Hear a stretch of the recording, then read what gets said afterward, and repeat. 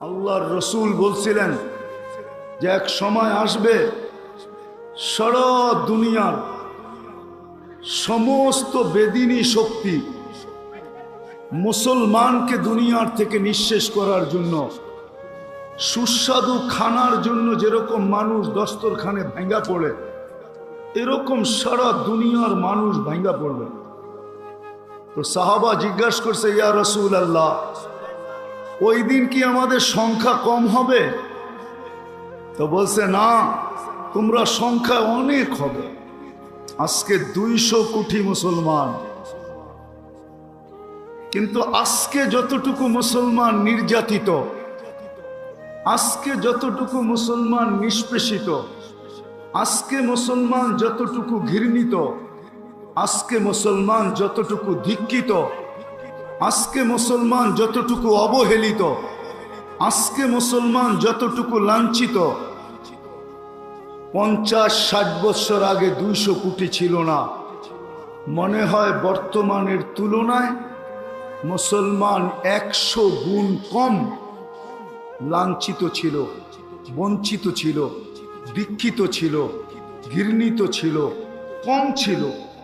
কিন্তু আজকে যতটুকু এতটুকু ছিল না। আমি কি বুঝাইতে পারতেছি? খোদার ওয়াস্তে আওয়াজ করেন না। যে যেই অবস্থায় আছে দাঁড়ায় থাকেন, অসুবিধা কি? কেন আওয়াজ করতেছেন আপনারা? দিনই কথা, কিন্তু এত বড় মজমা আসছে, যদি কিছু না নিয়ে যাইতে পারে দিলের খোরাক, তাহলে এই মজমা তো হবে একটা, মনে করেন, প্রদর্শনী। যেমন আমাদের জীবনটা, মুসলমানের জীবনটাই এখন প্রদর্শনী হয়ে গেছে। বাস্তবতা বলতে কিছু নাই। আমি নিয়ে যাইতেছি আপনাদেরকে ওই দিকেই, অল্প সময়ের ভিতরে নিয়ে যাব। পায়ে হাত রাখি, আওয়াজ করেন না, বিলকুল চুপ হয়ে যান। কেউ দাঁড়ায় আছে, দাঁড়ায় থাকুক। সে যদি দাঁড়ায় শুনতে পারে, আপনার সমস্যা কি? আপনি দেখতে কষ্ট হয়, এটাই তো বলবেন। আজকে একটু মাইনা নেন যে দেখলাম না, এতটুকু কি মানা যায় না? এই জন্য আওয়াজ করতে হবে। আওয়াজ বন্ধ হয়ে গেলেই লাউড স্পিকারের আওয়াজ সবার কাছে পৌঁছবে। এতগুলা লোক যদি আওয়াজ করে, তো লাউড স্পিকার কি করবে বলেন? আপনারা চিল্লানি শুরু করেন, দেখেন লাউড স্পিকার হাওয়া, ওর চিৎকার কোনো কাজে দিবে না। তো যেটা বুঝাইতেছিলাম, যে আজকে যতটুকু মুসলমান নির্যাতিত, নিষ্পেষিত, দীক্ষিত, ঘৃণিত, অবহেলিত, রব্বে কাবার কসম, হাত্তাকে যেই আল্লাহ আমাদেরকে মুসলমানের ঘরে সৎ ইচ্ছায় অস্তিত্ব দিলেন, আজকে ওই মুসলমান পর্যন্ত ভাবে যে আমি মুসলমানের ঘরে জন্ম নিলাম কেন? কি ভাবে না? অস্বীকার করতে পারবেন? ও নিজে পর্যন্ত বলে, আমি কেন মুসলমানের ঘরে জন্ম নিলাম? আমাকে কেন মুসলমানের ঘরে জন্ম দিল? যে আল্লাহ সদিচ্ছায় মুসলমানের ঘরে অস্তিত্ব দিচ্ছেন।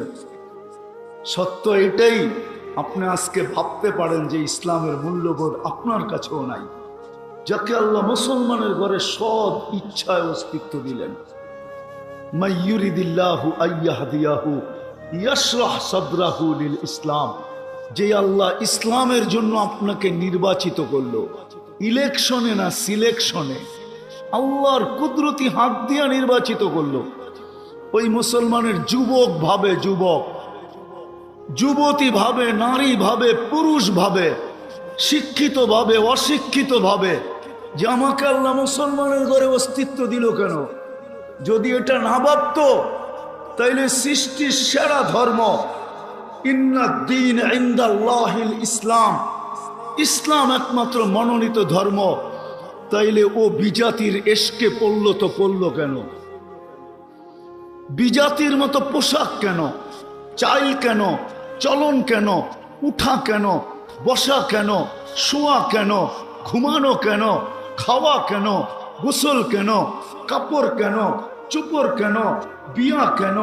শাদী কেন? প্রত্যেকটা জিনিস বিদাতির স্টাইলে আমরা অভ্যস্ত। নাইলে 14 তারিখ কি মুসলমানের কালচার? মুসলমানের কালচার তো হইল 365 দিন তুমি যাকে ভালোবাসো তাকে 365 দিন তুমি ফুল দিবে। বিজাতির তরিকা হইল 364 দিন জুতা মারবা, একদিন শুধু একটা ফুল নিয়ে দিয়া বলবা ইউ আর মাই হানি, তুমি আমার মধু। এটা তো বিজাতির তরিকা ছিল না। বিজাতির তরিকা তো হলো বৎসরে একদিন। কয়দিন? আর মুসলমানের তরিকা 365 দিন।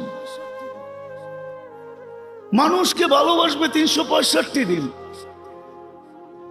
বিজাতির মুসলমানের উচিত তো ছিল যে 31st নাইট যেদিন আসবে ওই দিন সারা দুনিয়ার মুসলমান মসজিদে আল্লাহর কাছে সেজদায় পড়া দোয়া করতে থাকবে। আল্লাহ সামনের যেই বৎসরটা আসতেছে 12টা 1 মিনিটে আল্লাহ ওইটা যেন মঙ্গল নিয়ে আসে, অমঙ্গল না নিয়ে আসে, এই দোয়ার ভিতরে 31st নাইটকে স্বাগত জানাবে। মুসলমানের রীতি তো এটা ছিল না যে প্রত্যেকটা বাড়ির ছাদকে 31st নাইটের রাস্তা, প্রত্যেকটা বাড়ির ছাদকে 31st নাইটকে বিজাতির মতো স্বাগত জানানোর জন্য স্টেজ বানায় ফেলবে। এটা কি ছিল? বিজাতিও তো এতটুকু করে না। আমি তো 31st নাইট আমেরিকাতে দেখছি, এত তো করে না যত বাংলাদেশে করে। আমি তো 14 তারিখও আমেরিকাতে দেখছি, এত ফুল তো কেউ কিনে না যত ফুল বাংলাদেশে কিনে। ওরা তো বেশির থেকে বেশি একটু দেখা হলো, গালে গাল লাগাইলো আর একটা মুচকি হাসি দিয়া কইলো ইউ আর মাই হানি, বাস এতটুকুই শেষ। মনে হয় গাজীপুরের মানুষ আমাকে নতুন করে বুঝাইতে চাইতেছে, ঠিক না? দুনিয়া ঘুরা তো দেখা ফেললাম। আমরা তো অতিরঞ্জিত। কেন কেন মুসলমান আজকে এত নির্যাতিত? কেন এত রক্ত ঝরতেছে? আবাবিল শুধু আকাশে কেন ঘুরা বেড়াইতেছে? ওর পাঞ্জা এখনো তো আছে, ওর অস্তিত্ব তো এখনো আছে, ওই পাথরগুলো তো এখনো আছে যেগুলো হাতিয়ালার উপরে বর্ষিত হয়েছিল, যাদেরকে পাউডার বানায় দিছিলেন। ওই আবাবিল এখন আকাশে ঘুরে কেন? ওকে কি এই জন্য অস্তিত্ব যে আকাশে ঘুরা বেড়াবে? আমার বিবেক তো বলে আবাবিল এই জন্য অস্তিত্ব না।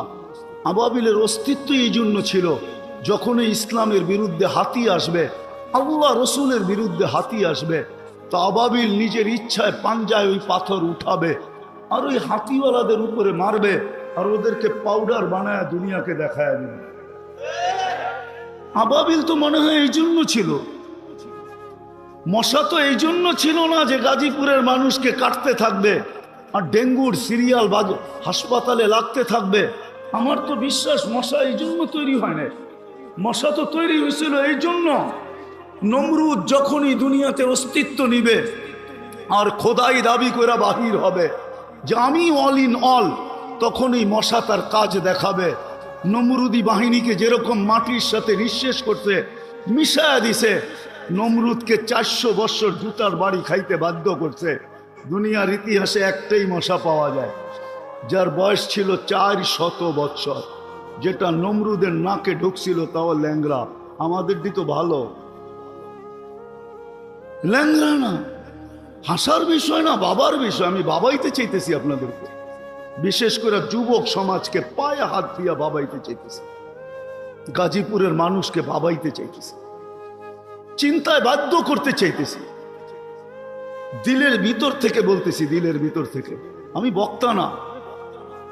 আমার আগে মিজানুর রহমান সাইদ সাহেব পড়ে গেছেন, বাংলাদেশের গ্র্যান্ড মুফতি। ওনার পরে আর কথা বলার সুযোগ নাই। বসছি যখন, তাইলে দুটা কথা বলেই যাই। লম্বা হবে না, ধ্যান দিয়া শুনলে আশা করি বুঝে আসতে পারে। মশা তো এই জন্য তৈরি করছিলেন আল্লাহ, যে নমরুদি বাহিনী যখনই দুনিয়াতে আসবে তাকে নিঃশেষ করার জন্য। চিৎকারের ফেরেশতা তো এই জন্য তৈরি করেন নাই যে জীবনে একবার চিৎকার দিবে আর নাকে তেল দিয়ে ঘুমাবে। চিৎকারের ফেরেশতা তো এই জন্য তৈরি করছিলেন যখনই মানুষ প্রযুক্তিতে মাতাল হয়ে যাবে, মাতাল।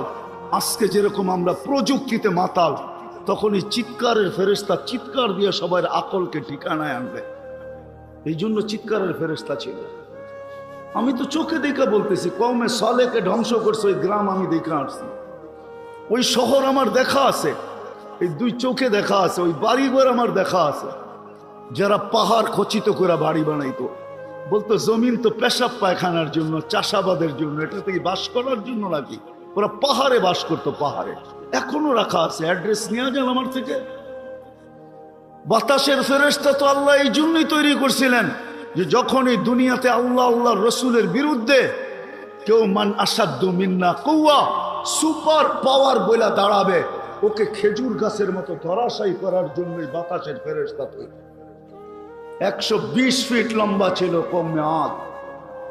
মাথার ডাচা খুলি আমার এই দুই চোখে দেখা আছে, এই দুই চোখে এখনো রাখা আছে। যান আপনারা দেখা আসেন। আমার কাছে কিতাবি এলেম নাই, চোখে দেখা এলেম আছে। আমি দেখা আসছি, আপনারাও দেখা আসেন। 6 ফিটের মানুষ একটা এইদিকে দাঁড়াবে, একটা এইদিকে দাঁড়াবে, দুইজন দুইজনকে পরিপূর্ণ দেখবে না, ওই মাথার খুলির উপর দিয়া। এত বড় মাথার খুলি। বাতাসের ফেরেশতা তো এই জন্য বানাইছিলেন। পানি তো এই জন্য বানায় না যে প্রতি বছর আসবে আর বাংলাদেশকে ডুবায় থুয়ে চলে যাবে। পানি তো বানাইছিলেন আল্লাহ, যারা এগ্রিকালচারের নিশায় মাতাল হয়ে যাবে, আল্লাহ আল্লাহ রসুল থেকে দূরে সরা যাবে, পানি ওদেরকে জমিনের সাথে মিশায়া দিবে। এই জন্যই তো পানি বানাইছিলেন। নাইলে 600 কিলোমিটারের ড্যাম কওমে সাবার, যে এগ্রিকালচারের প্রশংসা আল্লাহ নিজে করেন, জান্নাতানি আন ইয়ামিন ওয়া জান্নাতানি আন শিমাল বালদাতুন তাইয়্যিবাতুন রব্বুন গফুর। আমি 4 বার গেছি ওইখানে, 4 বার। পানি তো ওদের জন্য তৈরি করছেন। আজকে কারণ কি? কারণ বলেই আমি শেষ করতেছি। কারণ কি আজকে? কেন মুসলমান এত লাঞ্ছিত, মুসলমান এত দীক্ষিত? বলার আগে আরেকটাও বলি, কোন সাজে আমরা সাজি নাই? বিজাতির কোন সাজটা বাকি আছে যেই সাজে আজকে মুসলমান সাজে নাই? কোন সাজ বাকি আছে? কয়েকজন হুজুরের কথা। হুজুর কয়জন পার্সেন্টেজে বাংলাদেশে? কয়জন? হুজুরের কথা বাদ দেন, তাবলীগালা দিনদার কয়জন? 1% না বাংলাদেশে। হুজুর কয়জন দুনিয়াতে? বাকি 99%ই তো আমরা ওদের সাজে সেজে গেলাম। ওদের মতো বিয়া, ওদের মতো শাদি, ওদের মতো খাওয়া, ওদের মতো 3 কোয়ার্টার, ওদের মতো হাফ কোয়ার্টার, ওদের মতো টি শার্ট, ওদের মতো জিন্সের প্যান্ট, ওদের মতো টাই, ওদের মতো চেহারা। সকাল হইতে দেরি, শেভ করতে দেরি করি না। সব রঙিন তো ওদের রঙে রঙলাম, কিন্তু তারপরও তো ওরা আমাদেরকে বুকে নেয় না, পিঠেই রাখে। আর কবে নিবে আপনাকে বুকে? মুসলমানও আমি নিয়ে যেতেছি জায়গায়, রব্বে কাবার কসম, যাকে আল্লাহ মুসলমানের ঘরে সদ ইচ্ছায় অস্তিত্ব দিচ্ছেন, সর্বশ্রেষ্ঠ নবীর উম্মত হিসাবে যাকে আল্লাহ নির্বাচিত করছেন, রব্বে কাবার কসম, যতই আমরা ওদের রঙে রঙ্গি না কেন, আমি দুনিয়া ঘুরা বলতেছি, ঘুরা। এই পোশাকেই তো দুনিয়া ঘুরি। একটা তো এটা তো হয় নাই। রব আলহামদুলিল্লাহ সুম্মা আলহামদুলিল্লাহ, 99টা হয়ে গেছে। দোয়া করেন যেন সেঞ্চুরিও পুরা হয়। আমি তো ঘুরা বলতেছি, তোমরা আমাদেরকে মিডিয়া দিয়ে কি বুঝাবে? গুগল দিয়ে তোমরা আমাকে কি বুঝাবে? আমি তো চষতে চষতে চোখের পাওয়ার নষ্ট করে ফেলছি, পায়ের জুতা ক্ষয় করে ফেলছি। এই জন্য ভিতর থেকে বলতেছি, যতই আমরা রঙিন হই না কেন, রব্বে কাবার কসম, আল্লাহ বলে লা ইয়ানজুরু ইলা সুয়ারিকুম ওয়ালা ইলা আজসামিকুম। সারা দুনিয়ার বিজাতীয় বলে লা ইয়ানজুরু ইলা সুয়ারিকুম, আমরা তোমাদের রূপরেখার দিকে দেখি না, আমরা দেখি তোমাদের, এটাকে কি বলে, আমরা দেখি তোমাদের, আরে সফটওয়্যার দেখি আমরা, সফটওয়্যার। আমরা তোমাদের সফটওয়্যারে যা দেখি কে কে ধর্মের জায়গায় ইসলাম লেখা আসছো, আমরা এটা দেখি। আমরা তোমাদের এই রূপরেখা দেখি না, যে তুমি আমার মতো শেভ করলে কিনা। আমি ফিলিস্তিনের বিরুদ্ধে যাইতেছি না, বসনিয়া আপনারা দেখেন নাই, গণহত্যা বসনিয়ে হয়েছে, বসনিয়া আপনারা চোখে দেখেন নাই। আমি ফিলিস্তিনের বিরুদ্ধে যেতেছি না, ফিলিস্তিন আপনারা দেখেন নাই, আমি চোখে দেখছি। আপনারা দেখেন নাই, মিডিয়ায় দেখছেন ফিলিস্তিন, চোখে দেখেন নাই ফিলিস্তিন। আজকে মুসলমান কেন নির্যাতিত? রব্বে কাবার কসম, মুসলমান আজ যদি মুসলমান 3টা কাজ না করলো, আজকে যদি এই মজলিস থেকে যদি আমরা 3টা জিনিসের আপনি আর আমরা প্রতিবাদ করতেছি, আমি প্রতিবাদের বিরুদ্ধে না, গাজাওয়ালারা প্রতিরোধ করতেছে, ঠিক না? সত্য তো? আরে বলেন না হা না না। আর আমরা কি করতেছি? কি করতেছি? এই মজমায় কয়জন আছে যেদিন থেকে গাজায় হামলা শুরু হয়েছে যে আমি ডেলি 2 রাকাত নফল নামাজ সালাতুল হাজাত গাজা আলাদের জন্য পড়ছি, আর সেজদায় যায় আল্লাহর সামনে চোখের পানি জড়ায় বলছি, মালিক তুই জানিস আমি কোথায় আছি, তুই জানিস আমার ক্ষমতা কতটুকু আছে, আমি ওদের সঙ্গ কতটুকু দিতে পারবো। মালিক আমি তো যাইতেও পারবো না, সঙ্গ দিতে পারবো না, আমার হাত পাও বাঁধা, শুধু মুখটা খোলা, আমি প্রতিবাদ করতে পারি, কিন্তু মালিক আমি প্রতিবাদের সাথে সাথে 2 রাকাত সালাতুল হাজত পড়া তোর দুয়ারে আর্তনাদ করতেছি, মালিক তুই একটু মেহেরবানি করে নাই মাস। কয়জন হাত উঠাইতে পারবেন? প্রতিবাদী স্লোগান দিতে তো অনেক অভ্যস্ত, ঠিক না?